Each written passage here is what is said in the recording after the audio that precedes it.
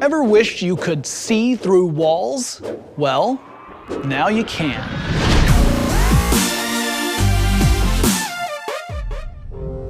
The first cameras fundamentally changed the way we view the world. In fact, it helped settle an age-old debate. Do all four horses' hooves come off the ground when it's in a trot?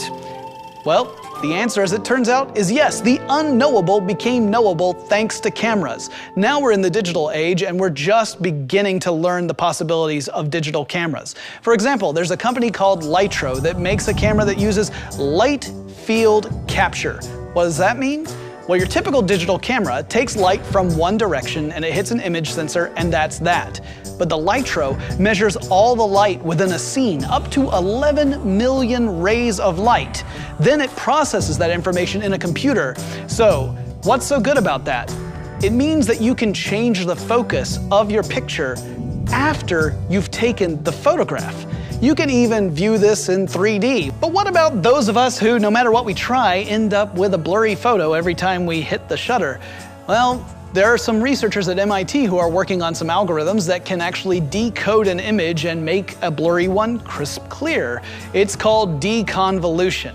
Now, this algorithm inverts motion blur so that it takes whatever was blurry and figures out what should have been there so that you get a perfect shot every time. So deconvolution, light field capture, really what we're talking about here is grabbing lots more information that's out there than we ever could before and then calculating in a way that's useful. And you ain't seen nothing yet. There are people working on amazing applications for digital cameras that most of us have never dreamed of. All right, check this out. Ramesh Raskar of MIT created a super slow motion camera with 500 sensors that can trigger at 1/1,000,000th of a second. This means this camera can track the movement of photons. This is the speed of light we're talking about, the fastest stuff in the universe, and this camera can track it. What can you use it for besides maybe making an instant replay moment stretch into an eternity? How about actually using it to see around corners? How? Imagine a person is in a room and the camera outside takes a picture of the room's half-open door. The light bounces off the door, scattering in all directions, and some of that light bounces off the person in the room. Some of that light bounces back off of the door and then returns to the camera. The key is that all these photons return at a slightly different time. The difference in time in the photon's arrival can be analyzed to create an image of what was in the other room.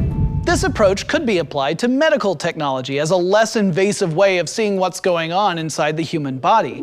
It'd be really useful for things like cardiograms or even the dreaded colonoscopy.